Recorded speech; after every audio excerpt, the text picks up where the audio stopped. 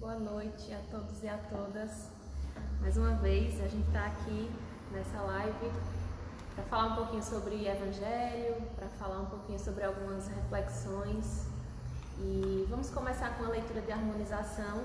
Sempre gosto de começar porque a gente não sabe o que é que cada um está passando, né, nas suas casas, e aí com essa leitura, com a mensagem inicial, dá para a gente relaxar um pouquinho, pegar a mensagem, se harmonizar, não só aqui, mas aí também. Então, hoje o livro vai ser o Vinha de Luz. E a mensagem se chama Também Tu. E os principais dos sacerdotes tomaram a deliberação de matar também a Lázaro. João 12:10. Interessante observar as cogitações do farisaísmo relativamente a Lázaro nas horas supremas de Jesus. Não bastava a crucificação do Mestre. Intentava-se igualmente a morte do amigo de Betânia. Lázaro fora cadáver e revivera. Sepultara-se nas trevas do túmulo e regressara à luz da vida. Era por isso uma glorificação permanente do Salvador, uma cura insofismável do médico divino. Constituiria em Jerusalém a carta viva do poder do Cristo. Destoava dos conterrâneos, tornara-se diferente. Considerava-se, portanto, indispensável a destruição dele. O farisaísmo dos velhos tempos ainda é o mesmo nos dias que se passam, apenas com a diferença de que Jerusalém é a civilização inteira. Para ele, o Mestre deve continuar crucificado e todos os Lázaros ressurgirão, sentenciados à morte. Qualquer homem renovado em Cristo incomoda-o. Há participantes do Evangelho que se sentem verdadeiramente ressuscitados, trazidos à claridade da fé após atravessarem o sepulcro do ódio, do crime, da indiferença. O farisaísmo, entretanto, não lhes tolera a condição de redivivos, a demonstrarem a grandeza do Mestre. Instala perseguições, desclassifica-os na convenção puramente humana, tenta anular-lhes a ação em todos os setores da experiência.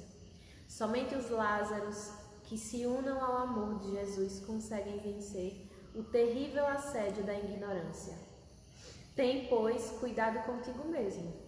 Se te sentes trazido da sombra para a luz, do mal para o bem, ao sublime influxo do Senhor, recorda que o farisaísmo visível e invisível, obedecendo a impulsos de ordem inferior, ainda está trabalhando contra o valor da tua fé e contra a força do teu ideal.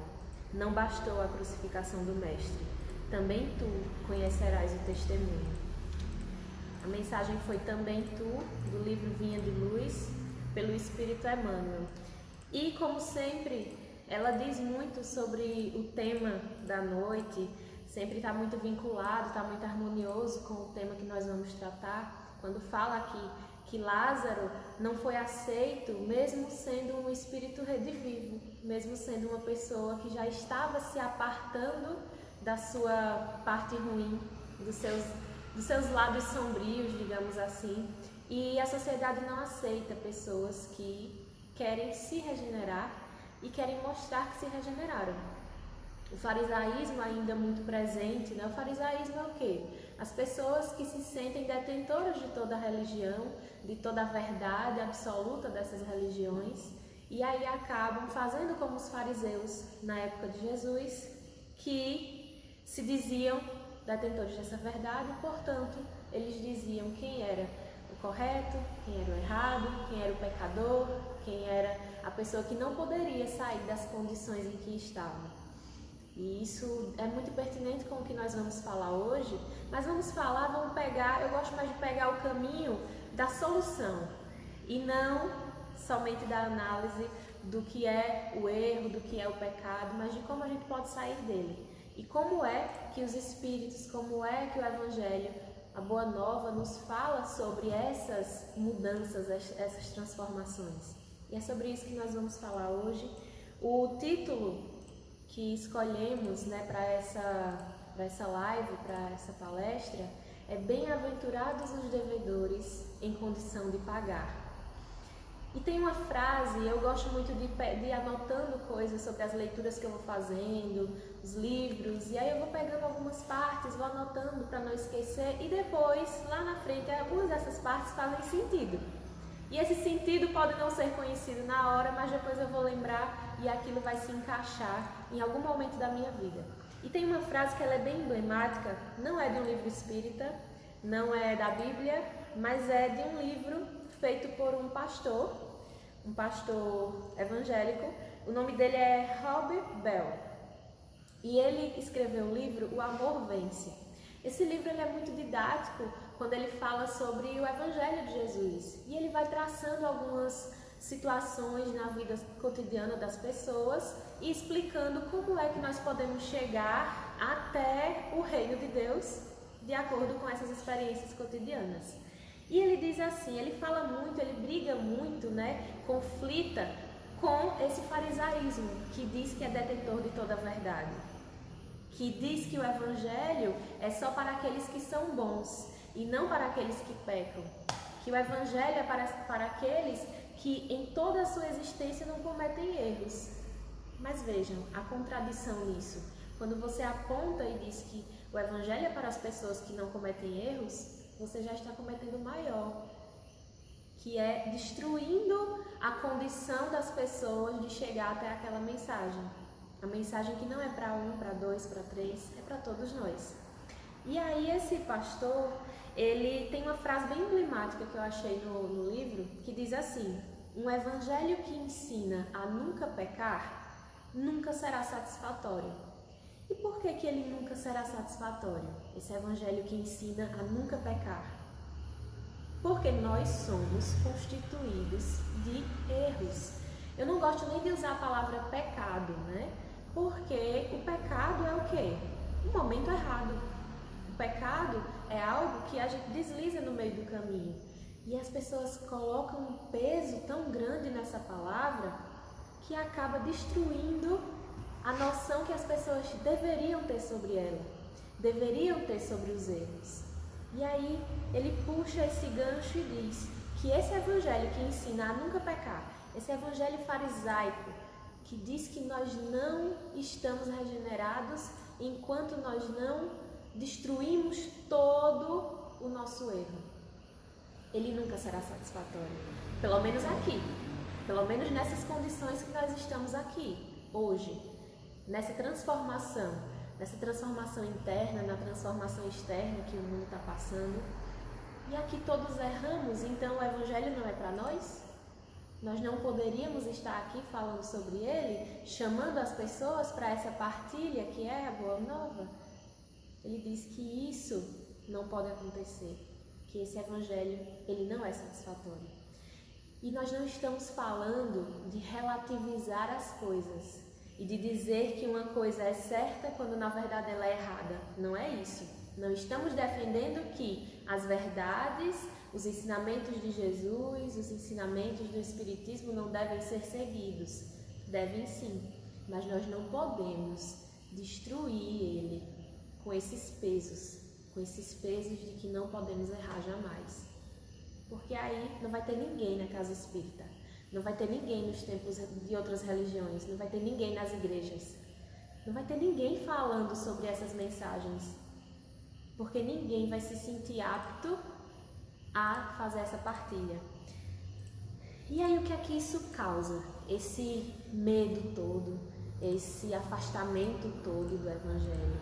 Ele causa primeiro o medo mesmo, o pânico, né? As pessoas pregam algo que é muito pesado, muitas vezes, e acaba afastando as pessoas do que elas deveriam absorver, do que elas deveriam receber, desse alimento que elas deveriam receber, da água, né, dessa fonte maravilhosa que são os ensinamentos de Jesus. E aí as pessoas acabam se afastando, porque olham e dizem, isso aqui não é para mim, eu não me encaixo porque eu não sou perfeito. E a gente sempre fica tentando encaixar as pecinhas de uma forma que nós fiquemos enquadrados em cada ambiente onde as pessoas dizem que nós precisamos estar, onde a igreja diz que nós precisamos estar, onde a nossa família diz que precisamos estar padronizados, impecáveis. E isso causa afastamento, porque nós não somos padrões, nós não somos iguais. E cada um é uma pessoa diferente, totalmente diferente, né? Um espírito diferente, então nós temos erros diferentes. E aí um erro que eu não reconheço em mim, eu posso reconhecer em outra pessoa e vice-versa. Então nunca nós vamos estar perfeitos para determinados lugares. E as pessoas acabam se afastando disso.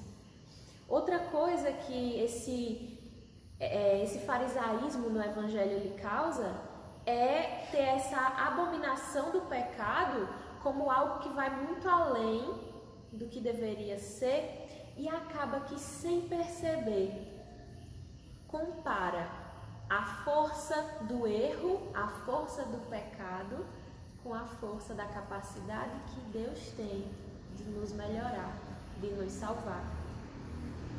Vamos pensar um pouquinho, refletir um pouquinho sobre isso. Quando a gente diz assim, que uma pessoa ela vai ser condenada, uma pessoa não pode pecar, porque se ela pecar, se ela errar, ela vai ser condenada eternamente para o inferno, ou ela vai ser condenada sempre a ter uma vida ruim. A vida que eu estou falando aqui, gente, entendam como essa vida infinita, né? Não as existências, mas que sim, se a pessoa errar, ela vai ter uma vida ruim para sempre. Vejam quanto isso é perigoso falar e o quanto nós estamos diminuindo a capacidade de Deus de entrar na nossa vida, de nos salvar. Quer dizer que se eu cometo um pecado ou alguns pecados, isso me afasta totalmente do meu Pai. Isso me afasta totalmente de Jesus. Isso me afasta totalmente da vida, da evolução espiritual que eu devo ter. Isso é diminuir a força de Deus de chegar até nós. E veja, nós precisamos lembrar do livre-arbítrio. Não estou negando as coisas aqui. Nós precisamos sim falar que cada pessoa ela escolhe o caminho que ela quer seguir. Cada pessoa é responsável por essa aproximação da espiritualidade, aproximação do mestre, né? Do nosso mestre.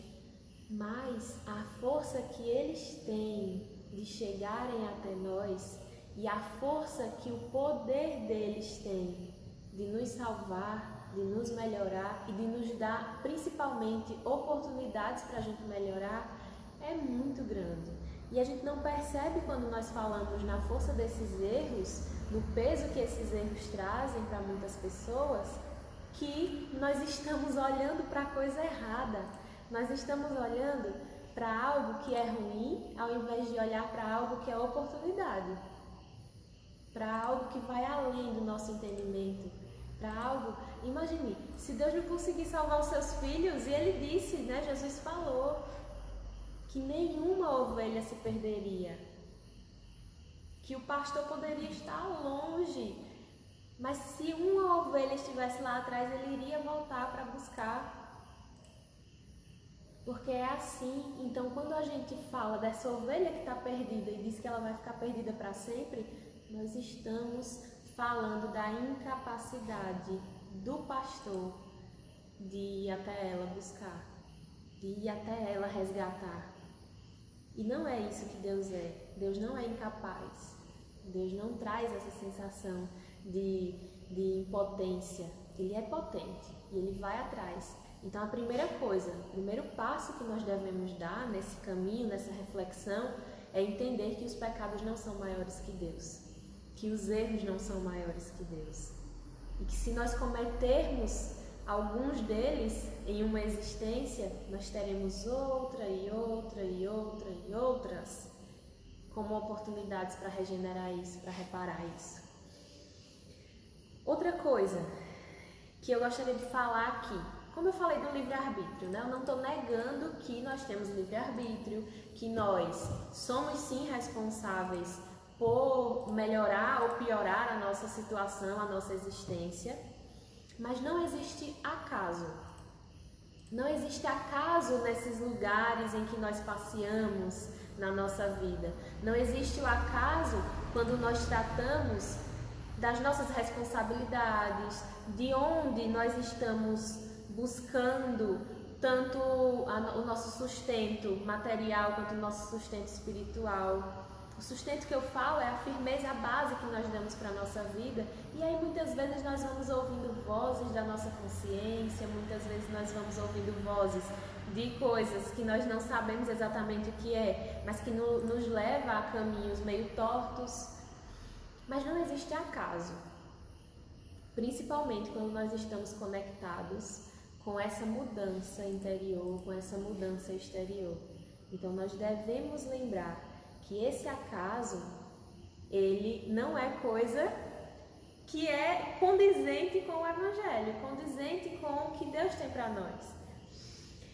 Eu peguei esse tema, bem-aventurados os devedores em condição de pagar, de uma leitura que eu fiz do livro Nosso Lar. Inclusive ele foi recentemente tema de um encontro, né, do livro espírita, e é bem interessante porque, como eu disse, algumas leituras elas vão fazendo sentido com o decorrer do tempo. E tem a história no capítulo 40 de Nosso Lar. Se vocês quiserem dar uma olhadinha, se não leram o livro todo, mas pega esse contexto do capítulo que dá para entender a partir de agora. É a história do André Luiz e da Elisa. Elisa era uma moça que trabalhava na casa do André Luiz. Chegou bem jovem para trabalhar na casa do André Luiz e ele também era jovem e eles acabaram tendo algum relacionamento que para aquela época, para aquela situação, não poderiam ter. Tiveram uma relação mais íntima e aí isso gerou muitos problemas. Mas foram problemas, vocês sabem, conhecem um pouquinho da vida de André Luiz e sabem que ele teve vários problemas, no casamento dele depois também teve, mas antes, na sua juventude, ele também teve. E aí, o que foi que aconteceu? Eles tiveram um relacionamento que era proibido e que isso causou problemas.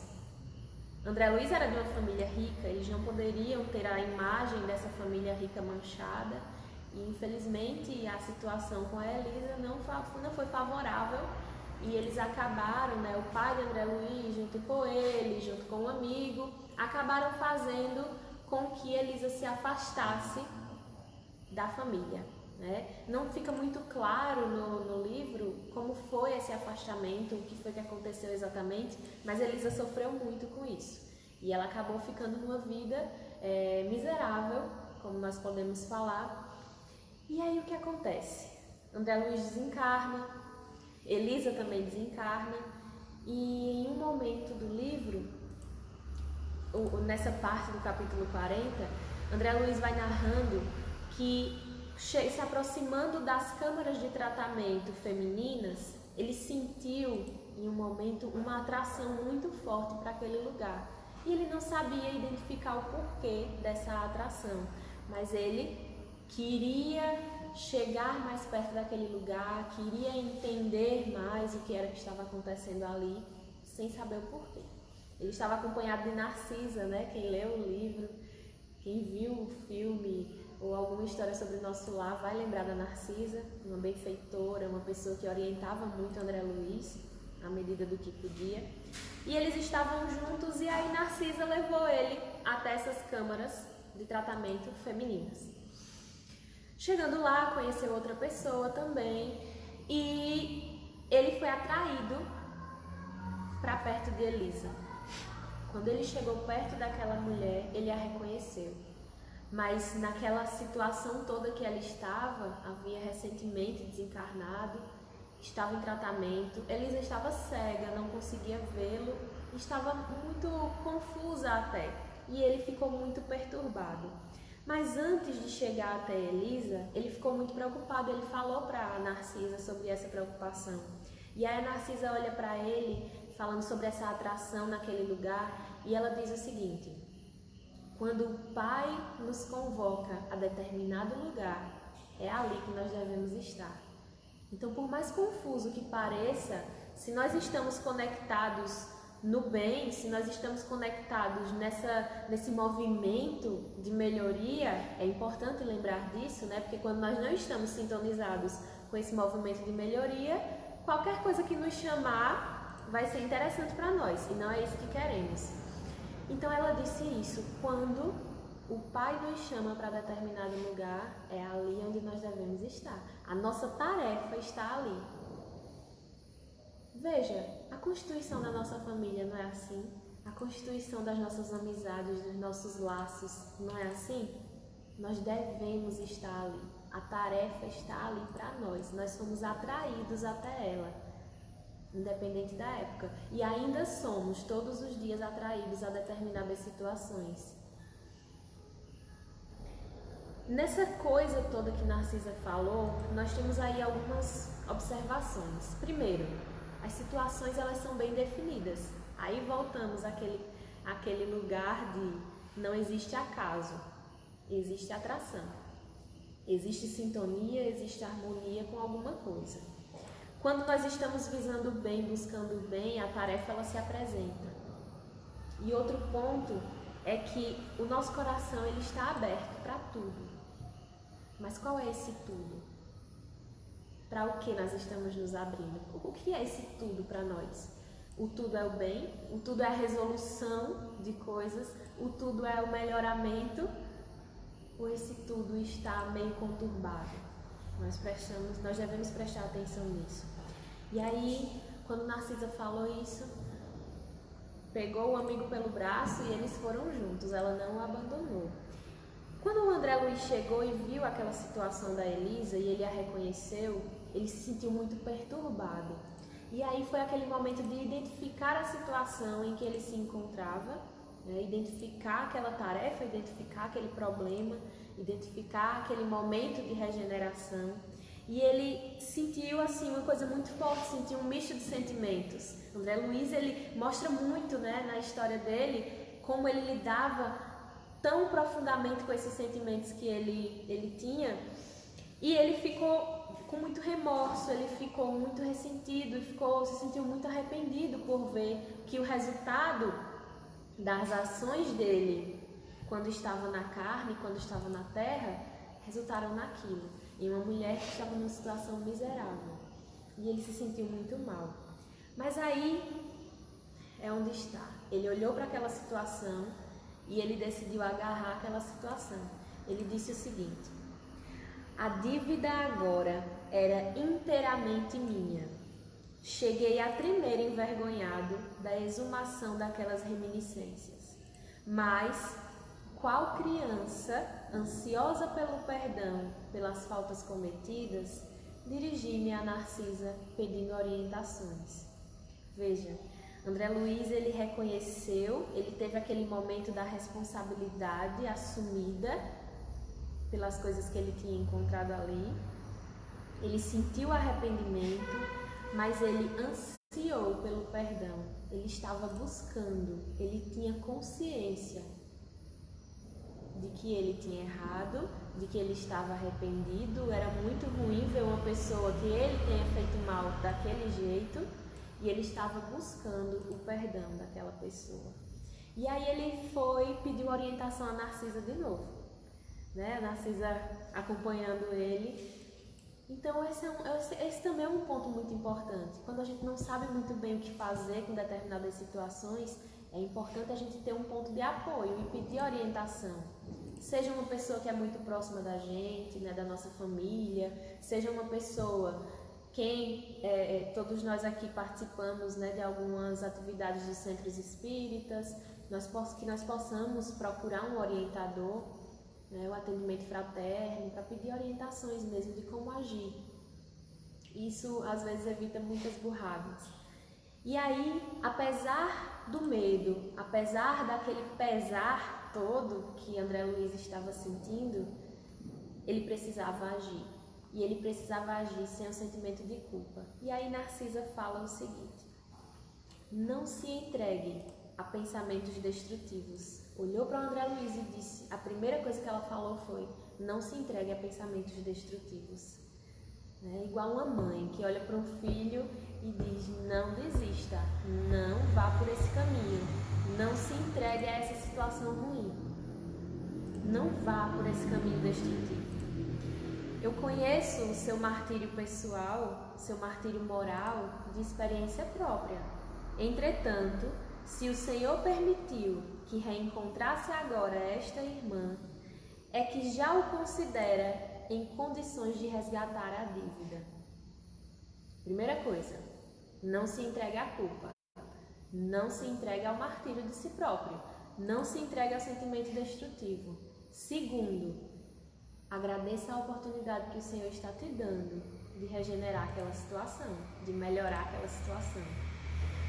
Porque a gente fica se pegando muitas vezes nos erros, e isso é para todo mundo. Isso é para todos nós que estamos aqui. Nós ficamos nos pegando nos erros, nos culpando e vendo que nós fizemos alguma coisa errada, ou culpando outras pessoas. E aí a gente acaba não resolvendo o que precisa resolver, não agradecendo a oportunidade de resolver. E aí depois ela disse o seguinte: não tema, aproxime-se dela e conforte-a. Todos nós encontramos no caminho os frutos do bem e do mal que semeamos. Veja, ela estava encorajando o amigo e falando que aquilo era só resultado do que ele tinha semeado e que agora era a oportunidade de mudar aquela história, mudar aquela situação. E aí ela termina: bem-aventurados os devedores em condição de pagar. Então, bem-aventurado era André Luiz naquele momento. E bem-aventurados somos nós, quando enxergamos uma situação que antes foi motivo de sentimentos muito ruins, mas que agora nós podemos mudar.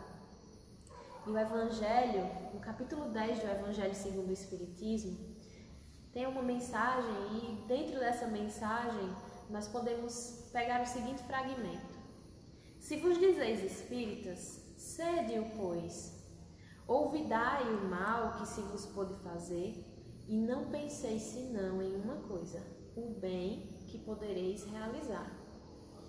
Então, olha, voltando os nossos olhares, voltando a nossa vida para esse bem que nós podemos praticar a partir de agora.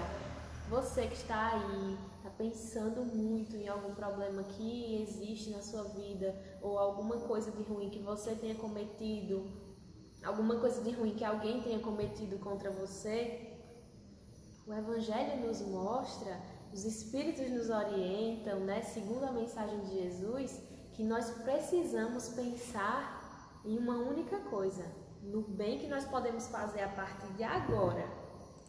É mudar a chave, é virar a chave mesmo. O bem que nós podemos fazer a partir de agora. Quando nós pensamos em pecado, em erros, né, nós esquecemos de algumas coisas também. Às vezes as pessoas ficam muito presas a isso porque ficam empurrando com a barriga e levando, e até pessoas que são religiosas mesmo, pessoas que são espiritualizadas, pessoas que estão no meio assim de estudos e tudo mais, e acabam levando muita coisa com a barriga e dizendo: ah, depois eu resolvo. Depois eu resolvo. Espíritas, né, que dizem: ah, eu sou espírita, mas tem coisa que eu vou deixar para outra vida, vou deixar para outra existência aí, não vou resolver agora não, tem tempo. Imagina que engraçado, né? Um espírita dizendo que ainda tem tempo de resolver as coisas. E a gente sabe que a gente tem, que vamos resolver em determinado ponto da nossa vida. Dessa, né, infinidade de tempo que nós temos. Mas e por que não resolver agora? E por que não voltar para essas coisas e resolver? Ou, se não ficarmos voltando, quando elas se apresentem novamente, a gente não resolve. É porque a gente fica muitas vezes nos baseando a nossa história em coisas futuras. É o famoso empurrar com a barriga e deixar que o acaso resolva. É igual aquela música, né? O acaso vai me proteger enquanto eu andar distraído. E não é assim. Na nossa vida, esse acaso ele não pode existir. Ele não pode ser o nosso protetor. Nós devemos agir, fazer assim na terra como é feito no céu. Nos céus, né? Nós devemos fazer. Por que eu vou deixar para fazer depois que eu posso fazer agora? Nós temos esse pensamento e essa crença que nós devemos eliminar. Não devemos ficar pensando dessa forma, porque o momento de fazer algo é agora, é sempre. Não é deixando para o futuro. O nosso eu, o nosso espírito, né? O eu espírito, porque nós não temos um espírito, somos um, ele anseia o tempo todo pela nossa volta para casa. Mas nós temos que agir enquanto estivermos aqui. Não adianta também ficar se martirizando e ficando com esses pesos. Inconscientemente até, a gente não pensa, não reflete muito sobre isso, mas o nosso espírito está ansiando uma volta que vai acontecer. Então vamos acalmar os nossos corações e olhar para as coisas que precisamos fazer aqui. Quando nós ficamos esperando muito tempo para agir aqui na Terra, a gente está se apoiando em expectativas que não condizem com a nossa realidade atual. E aí um erro, um pecado, como algumas pessoas gostam de colocar, acaba ficando muito mais pesado do que o que deveria ser. Porque não melhoramos agora, porque não regeneramos ele agora, porque não transformamos ele agora. E aí, Deus, ele espera sempre a nossa participação nessa resolução desses problemas. Ele não quer pessoas que olhem e realmente digam que é um acaso e que as coisas elas são para serem resolvidas mais para frente e que Deus sabe. Deus sabe. Só Deus sabe quando isso vai ser resolvido. Sim, Deus sabe quando isso vai ser resolvido, mas a gente tem que caminhar para isso tudo. E Deus espera a nossa participação. Vamos pegar essa palavra participação. Quando eu digo participação, é ter parte na ação. Nós somos seres que, de certa forma, somos livres para decidir onde queremos estar, onde iremos estar, onde devemos agir, né? Como devemos agir. Mas Deus quer participação na obra dele. É igual a história do Senhor da vinha, né? Ele quer chegar e ele quer ter aqueles trabalhadores já com o trabalho que ele começou e que ele designou para todos nós. E isso requer participação, isso requer comunhão, isso requer harmonia com a obra divina. Isso requer que entendamos profundamente como é que essa obra divina vai trabalhar. É ter parte na ação.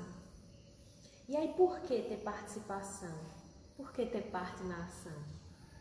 Tem umas duas observações, assim, umas duas frases que eu vi que ficaram muito na minha mente. Primeiro, quando a gente vai fazer um vinho novo, né? O vinho novo ele não se faz só de pegar a uva e colocá-la num lugar. A gente precisa ter parte na ação de machucar as uvas e fazer o vinho novo. Uma guerra, ela não se acaba simplesmente por acabar. A guerra foi esfriando do nada e foi ficando tudo bem e pronto. Não é assim. Algumas pessoas têm que ir lá catar as armas e destruir aquelas armas. E na obra que nós estamos fazendo aqui, também é dessa forma. Na nossa existência aqui, também é dessa forma. Nós precisamos destruir as coisas que fazem mal e ter parte nisso. Não é esperar que um milagre, esperar que alguém de outro mundo, de outra dimensão, um espírito superior venha aqui nos salvar e resolver os nossos problemas por nós. Não é desse jeito, porque nós temos auxílio. Nós não temos mãos que fazem isso por nós. Isso seria muito cômodo, né? Seria muito bom se a gente tivesse isso. Mas também seria ruim. Porque nós só aprendemos, nós só evoluímos quando nós passamos pelas provações e muito mais quando nós conseguimos ir montando o nosso próprio quebra-cabeças, encaixando as pecinhas onde elas devem estar, fazendo o nosso próprio jogo, criando a nossa própria peça. E aí nós aprendemos. O Evangelho ele nos traz mensagens muito claras sobre como nós devemos agir, né? Em cada capítulo do Evangelho ele vai trazendo fala sobre as bem-aventuranças, fala muito sobre as orientações dos Espíritos em relação ao amor, em relação ao ódio, em relação à caridade, em relação às nossas condutas mesmo. E o Evangelho ele também traz mensagens falando sobre pecadores, falando sobre erros, falando sobre desentendimentos entre as pessoas e falando como nós devemos agir em relação a isso. Tem uma passagem que ela é muito famosa, que fala sobre o irmão que vai, né, o homem que vai ao altar entregar a sua dádiva, a sua colaboração ao Senhor. E isso era uma prática muito utilizada, ainda hoje é uma prática muito utilizada em regiões orientais mesmo, né? E na Índia, por exemplo, as pessoas vão com muitas coisas materiais para entregar para os deuses ao pé do altar. E as pessoas faziam isso como oferta, como oferenda, digamos assim.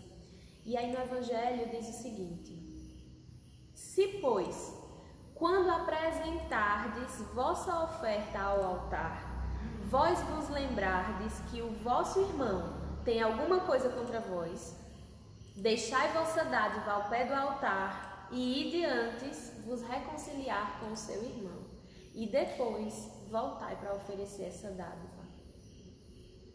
Nessa parte ele fala daquela questão do sacrifício que é agradável ao Senhor. Qual é o sacrifício mais agradável? Quando nós conseguimos nos reconciliar com as pessoas que estão à nossa volta. Quando a gente consegue fazer a nossa tarefa, a nossa parte nessa tarefa, nessa ação.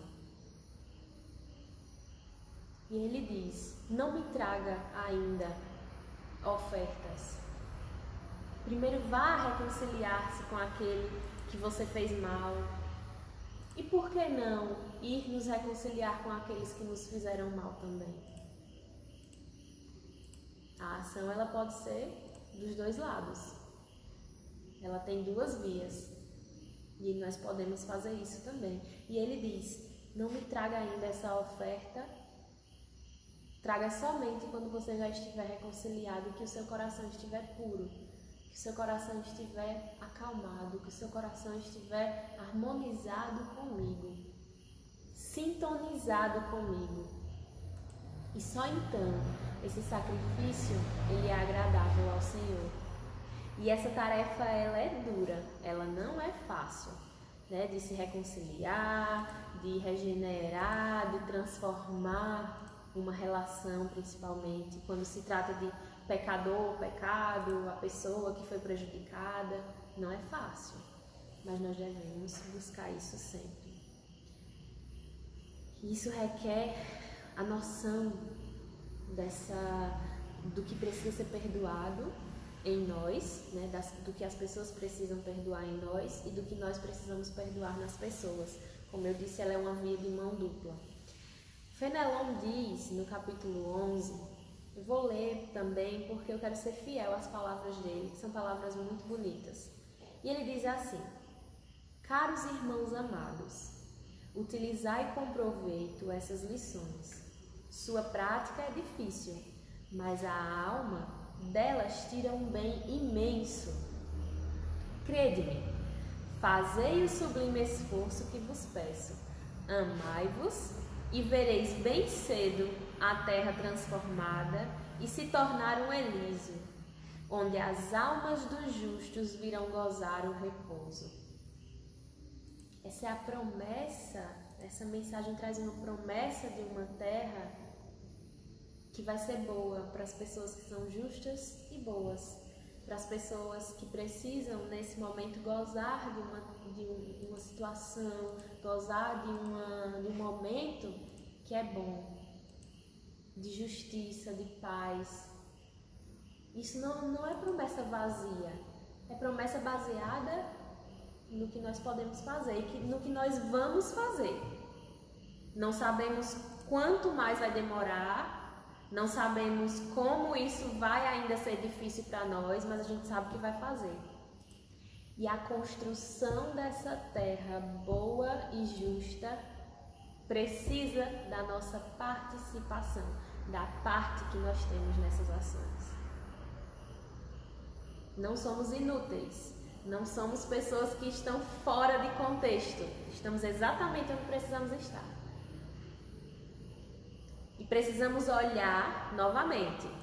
Eu já falei aqui em foi outro tema de outra live, falando sobre o olhar para frente, né? O olhar para dentro para então olhar para frente. Quando nós olhamos para dentro e reconhecemos os nossos erros, os nossos pecados, nós podemos curar eles e então olhar para frente. E é o que a gente precisa fazer. É o que a Boa Nova nos traz, e nos traz com esperança, nos traz como uma mensagem de amor e daquilo que nós precisamos ser atraídos. Ele está mostrando, olha só, tem isso aqui, tem esse presente aqui para vocês. Vocês só precisam participar. Vocês só precisam querer. E como é que a gente participa? Fazendo as coisas que estão na nossa capacidade. Pega um irmão, pega um pai, uma mãe, pega um primo, pega um amigo que fez alguma coisa de errado e vamos nos reconciliar. Eu sei que é difícil, claro, todo mundo passa por isso, todo mundo tem relações que são muito conturbadas. Mas vamos fazer isso. Ou alguém que eu fiz muito mal, que eu sei que eu estou devendo a essa pessoa. Devendo não é só no sentido financeiro, não. É no sentido de ser devedor porque eu fiz mal para ela. Então vamos puxar isso. Vamos maturar essa revolução, maturar esse melhoramento e vamos trazer para a nossa vida.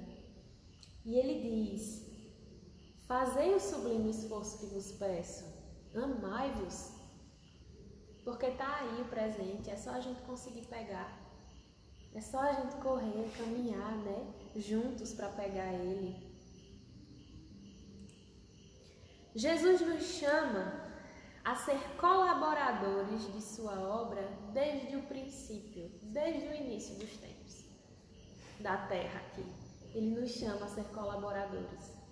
O que é ser um colaborador? Colaborador é aquele que simplesmente obedece o que está sendo dito, é aquele que fica parado esperando o mundo mudar? Não. Um colaborador é aquele que tem a proatividade. O que é a proatividade? É você saber o que você precisa fazer e você ir lá, sem precisar as pessoas ficarem mandando o tempo todo.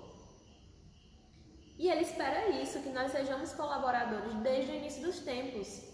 É como se ele tivesse dado uma mesa inteira de trabalho prontinha e dissesse: pronto, essa é a oportunidade, essa é a chance.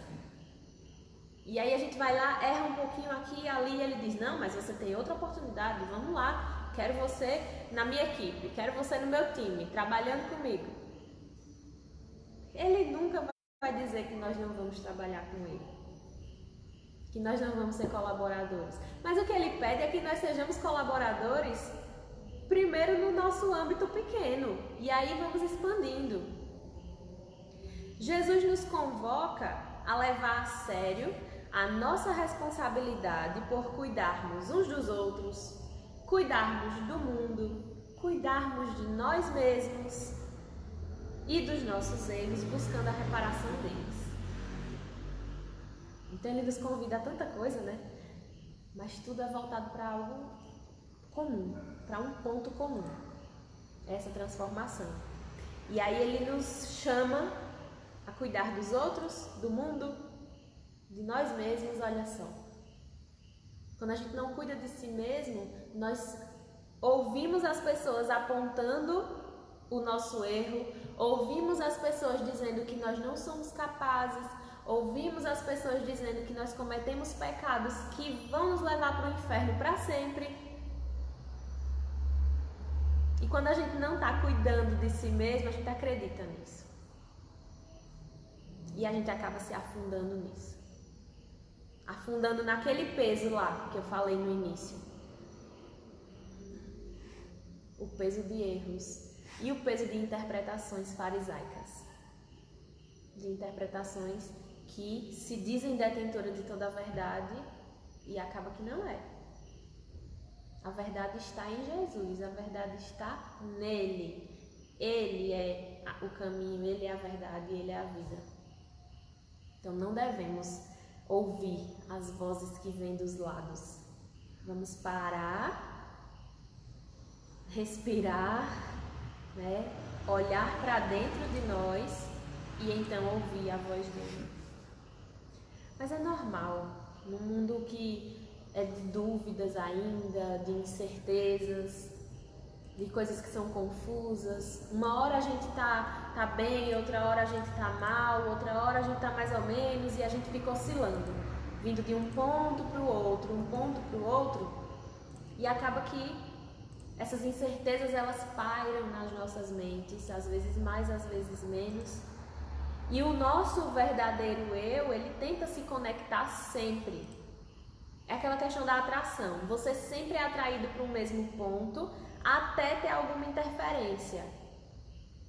E nessas interferências, muitas vezes a gente vai se perdendo. Mas nós estamos, acreditem, nós estamos sendo atraídos para o mesmo ponto. E esse mesmo ponto é a nossa vida espiritual. E aí depois nós vamos retornar para a Terra, talvez em uma terra melhor, já no processo mesmo de regeneração.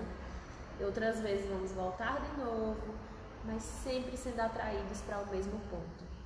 E aí nas nossas confusões de interpretação, muitas vezes nós pensamos que não temos solução para nada. E que tudo vai ser sempre uma confusão, e não é assim, né? Nós precisamos acreditar que essas promessas de uma vida melhor, que essas promessas de um mundo melhor e as promessas de nós sendo melhores, elas são verdadeiras. Porque se nós não acreditarmos nisso, é aquele negócio que nós estamos dizendo que Deus é incapaz e dizendo que Ele está mentindo. Dizendo que Jesus veio pra cá mostrar pra gente uma mentira. E eu acredito que não é isso que nós queremos fazer. Sabe qual é uma das coisas mais maravilhosas, digamos assim, da criação? Vamos pensar numa árvore. E aí, para fazer uma conclusão aqui do pecado e desses erros, dessa coisa toda. A coisa mais maravilhosa é a gente pegar uma árvore e ver como ela vai crescendo, amadurecendo, e ela chega num ponto, né? Tem algumas árvores, as árvores frutíferas, tem um ponto que elas vão dar frutos. E os frutos dessas árvores podem ser muito bons. Podem servir para sobrevivência de muitas espécies. E podem realmente ser frutos muito bons. Só que vai chegar um determinado momento da vida dessa árvore que pode ser que ela não tenha os nutrientes suficientes para frutificar de forma saudável e dar frutos bons, frutos gostosos. Essa árvore, ela deixou de ser uma árvore? Não. Essa árvore deixou de dar frutos? Não. Essa árvore ficou incapaz? Não. Ela só pode estar em uma época errada. Vamos pensar numa coisa que acontece cotidianamente, os produtos com agrotóxico. Se vocês já comeram uma maçã que veio do resultado de uma produção em massa, que está cheia de agrotóxico, está cheia de componentes que fazem aquele fruto crescer, e se vocês já comeram uma maçã orgânica, que cresce naturalmente, que não tem a invasão, né, de outros produtos, a diferença no gosto dessas duas frutas, que são a mesma fruta, mas a diferença no gosto é muito grande. Mas veja, é só o processo pelo qual essas duas árvores estão crescendo e frutificando. Talvez se aquela que deixou de receber os componentes errados tenha um tempo para se regenerar, ela vai dar frutos bons. E essa é a grande maravilha da criação, porque tudo se renova. Se nós formos, considerados como as árvores, nós podemos estar em momentos em que a estação não está muito favorável para a gente. A estação está seca. Parece que a gente está meio no deserto, parece que tudo está meio confuso. Mas a estação muda. Estamos mudando. E nós vamos mudar. Ou pode chegar uma estação mais seca e a gente vai passar por desafios muito maiores, mas a estação vai mudar. Então sempre tenhamos essa certeza, as estações elas mudam e essa é a grande maravilha da criação, porque tudo é assim. Tudo é cíclico ou tudo é cadenciado. Vamos melhorando aqui, melhorando ali, e dá um errinho aqui, dá uma queda aqui, mas mais na frente a gente vai mudar. Então, quando a gente pensar nesse mundo, nessas provas, nos desafios, nos pecados, nós pensemos, é só um pecado, é só um erro. Deus está ali para mim. Não vou deixar ele passar sem que eu pegue na mão dele, sem que eu diga, Jesus, por favor, vem aqui me ajudar. Porque ele quer minha participação. Mas que eu nunca perca o foco, que nós todos nunca percamos o foco de que ele não vai nos abandonar e que nós não vamos ser condenados eternamente por causa de erros, tá? Porque bem-aventurados são os devedores que estão em condição de pagar. E nós aqui estamos em condição de pagar os nossos erros, as nossas dívidas. E é isso que nós precisamos fazer. A reflexão de hoje foi um pouco mais simples também, falando sobre esses pecados, mas eu espero que tenha sido muito produtiva e que tenha sido muito regeneradora na vida de cada um que escutou. Quando a gente está lendo as coisas e refletindo sobre como passar isso para as outras pessoas, a gente sempre espera que elas recebam da melhor forma e que elas também tenham as suas próprias percepções. Então, que vocês, nos momentos que se encontrem, assim como nós aqui, nos momentos que nos encontramos, que nós possamos estar conectados nesse pensamento, nessa reflexão da mensagem da Boa Nova de Jesus, do Evangelho, Rede Vivo, e que está aí por todos, para todos, e que ele não está fechado nos erros para quem erra. Não, ele está realmente aberto para quem erra, porque ele quer que a gente se regenere. E é isso, meus irmãos. Muito obrigada, minhas irmãs. Boa noite a todos.